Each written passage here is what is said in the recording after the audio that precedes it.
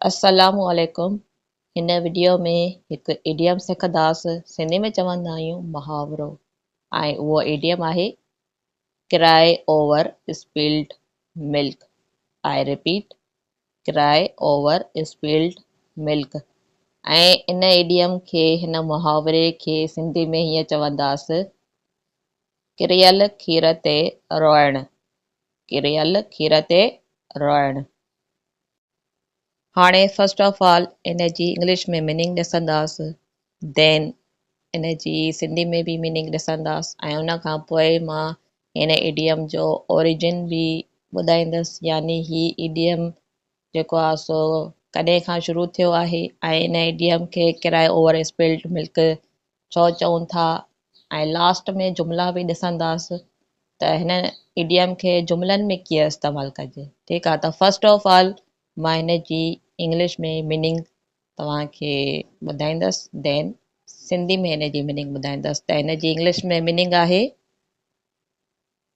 Two be sad about something that has already happened and can't be changed। ऐं इन जी सिंधी में meaning आहे उन ॻाल्हि ते ॾुख करणु जेका अॻु में थी चुकी हुजे ऐं हाणे उनखे वापसि नथो आणे सघिजे। आई रिपीट, उन ॻाल्हि ते ॾुख करणु जेका अॻु में थी चुकी हुजे ऐं हाणे उनखे वापसि नथो आणे सघिजे। ठीकु, यानी हिन इडियम खे, हिन मुहावरे खे जुमिले में, सेंटेंस में तॾहिं इस्तेमालु कंदासीं जॾहिं असां कंहिं माण्हू खे इहो चऊं त भई जेको थी वियो सो थी वियो, हाणे रहण जो को फ़ाइदो न आहे। यानी कोई तव्हांजो फ्रेंड आहे या कोई ब्रदर आहे तव्हांजो या सिस्टर आहे, ऐं उनजो को नंढो नुक़सानु थी वियो आहे, ऐं उहो नंढे नुक़सान जे करे रोए थो या रोए थी, अगरि फीमेल आहे त पोइ तव्हां उनखे इहो चओ त भई जेको थी वियो सो थी वियो, हाणे रोइण जो को फ़ाइदो न आहे।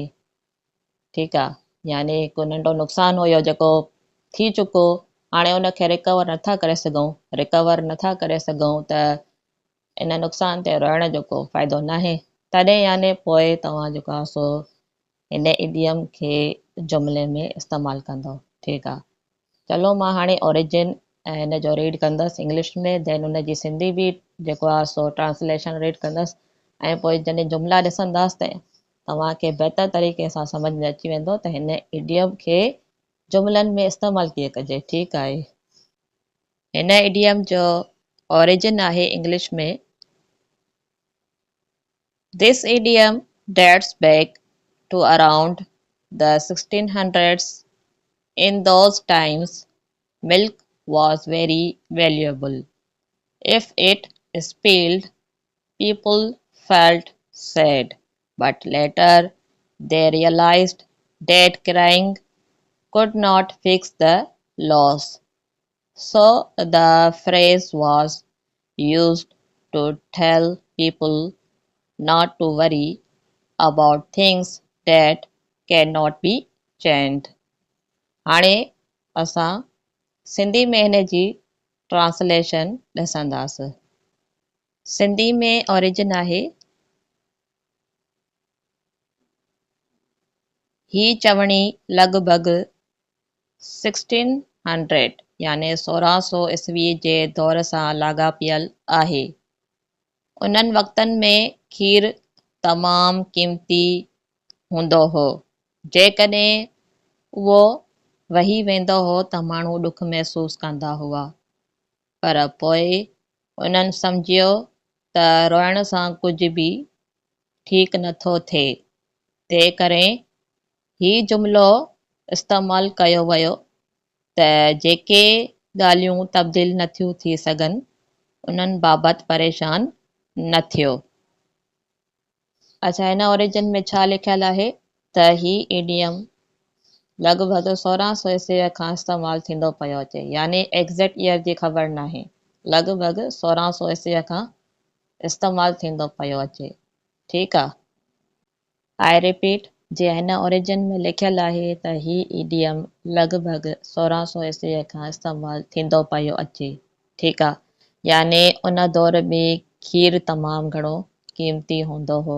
अगरि कंहिं बि माण्हूअ जो खीर हारिजी पवंदो त पोइ उहो माण्हू रोईंदो हुयो, अफ़सोस कंदो त मुंहिंजो नुक़सानु थी पियो। पर पोइ आहिस्ता आहिस्ता माण्हुनि खे वरी इहो रियलाइज़ थियो त अगरि खीर किरी थो पवे त असां उनखे वापसि इस्तेमालु नथा करे सघूं न, नुक़सानु थियो सो थियो, उनखे रिकवर नथा करे सघूं, इस्तेमालु नथा करे सघूं, मेड़े नथा सघूं।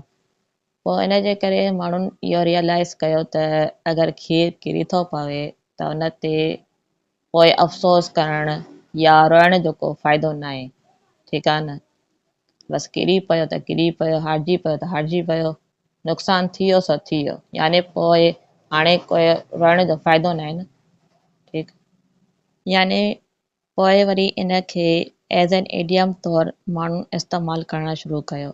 यानी पोइ कंहिं बि माण्हू जो को नंढो नुक़सानु थींदो न को बि, त पोइ उन माण्हू खे ईअं चवंदा हुया त don't cry over spilled milk, यानी जेको थियो सो थियो, हाणे रोइण जो को फ़ाइदो न आहे।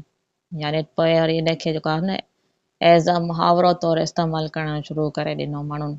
ठीकु आहे, यानी कंहिंजो बि अगरि नंढो को नुक़सानु थींदो पोइ बसि उन माण्हू खे ईअं चई छॾंदा त भई don't cry over spilled milk, जेको थियो त थियो, हाणे रोइण जो को फ़ाइदो न आहे। ठीकु आहे, यानी तव्हां ही इडियम या सिंधी में चवंदासीं मुहावरो जुमिले में तॾहिं इस्तेमालु कंदव जॾहिं कोई शख़्स पंहिंजे नंढे नुक़सान ते अफ़सोस या रोई रहियो हुजे ऐं पोइ तव्हां उनखे चवणु चाहियो त भई जेको थियो सो थियो, हाणे रोइण जो या अफ़सोस करण जो को फ़ाइदो न आहे। यानी इंग्लिश में हीअं चवंदो don't cry over spilled milk या it's no use crying over spilled milk. ठीकु आहे, हाणे जुमिला ॾिसंदासीं त जुमिलनि में ही इडियम कीअं इस्तेमालु कजे। फर्स्ट सेंटेंस आहे it's no use crying over spilled milk. जेको ही इट्स आहे, ही शॉर्ट फॉर्म आहे इट इज़ जो, तव्हां हीअं बि चई सघो था it is no use crying over spilled milk. ऐं इन जी सिंधी में ट्रांसलेशन आहे जेको थी वियो सो थी वियो, हाणे अफ़सोस करण जो को फ़ाइदो न आहे। या तव्हां सिंधी में ईअं बि ट्रांसलेट करे सघो था किरियल खीर ते रोइण जो को फ़ाइदो न आहे। यानी कंहिंजो बि को नंढो नुक़सानु थिए त तव्हां उनखे इंग्लिश में ईअं चई सघो था it's no use crying over spilled milk.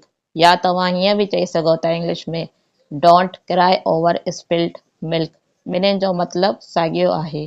ठीकु आहे, हाणे ॿियो जुमिलो ॾिसंदासीं। ॿियो सेंटेंस या ॿियो जुमिलो आहे she broke her favourite mug but it's no use crying over spilled milk. ऐं हिन जी सिंधी में ट्रांसलेशन आहे हुन पंहिंजो पसंदीदा कप भञी विधो पर हाणे किरियल खीर ते रोइण जो को फ़ाइदो न आहे। या तव्हां हीअं बि ट्रांसलेट करे सघो था सिंधी में हुन पंहिंजो पसंदीदा कप भञी विधो पर हाणे उन ते अफ़सोस करण जो को फ़ाइदो न आहे।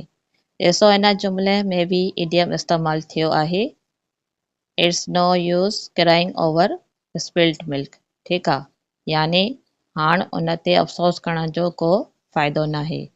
ठीकु, मां अॻे ॿुधायां थी त ही इडियम जुमिले में तॾहिं इस्तेमालु कंदो जॾहिं कोई शख़्स जेको आहे सो पंहिंजे नंढे नुक़सान ते रोई रहियो हुजे या अफ़सोस करे रहियो हुजे, पोइ तव्हां उनखे चओ भई जेको थियो सो थियो, हाणे रोइण जो को फ़ाइदो न आहे, अफ़सोस करण जो को फ़ाइदो न आहे। ठीकु आहे, यानी इंग्लिश में ईअं चवंदो don't cry over spilled milk. या ॿियो तरीक़ो ईअं आहे इंग्लिश में चवण जो it's no use crying over spilled milk. यानी जेको थियो सो थियो, हाणे रोइण जो या अफ़सोस करण जो को फ़ाइदो न आहे। ठीकु आहे, ऐं हिकिड़े ॿी पॉइंट मां तव्हांखे ॿुधाईंदी हलां त ही इडियम नंढे नुक़सान जे लाइ इस्तेमालु कंदा आहियूं, कंहिं वॾे नुक़सान जे लाइ इस्तेमालु कोन कंदा आहियूं। ठीकु आहे, मिसाल कंहिंजो नंढो नुक़सानु थी वियो हुजे ऐं उहो अफ़सोस करे रहियो हुजे, रोई रहियो हुजे, तॾहिं इहो जेको आहे सो तव्हां इडियम इस्तेमालु करे सघो था चवण जे लाइ त don't cry over spilled milk. यानी जेको थियो सो थियो, हाणे रोइण जो या अफ़सोस करण जो को फ़ाइदो न आहे। ठीकु आहे, आई होप त तव्हांखे ही इडियम सम्झ में अची वियो हूंदो।